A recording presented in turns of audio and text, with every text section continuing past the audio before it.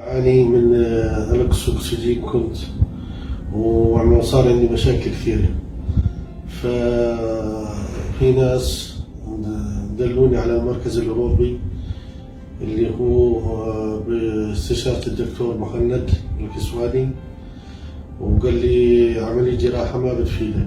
أخذت أول جلسة كان في تحسن، والجلسة الثانية الحمد لله كان أحسن، والجلسة الثالثة برضو الحمد لله كانت أموري تمام. مشكلة في الشخير عندي أنا، وعانيت من مشكلة كبيرة وراجعت أكثر من جهة لكن ما في حلول لها.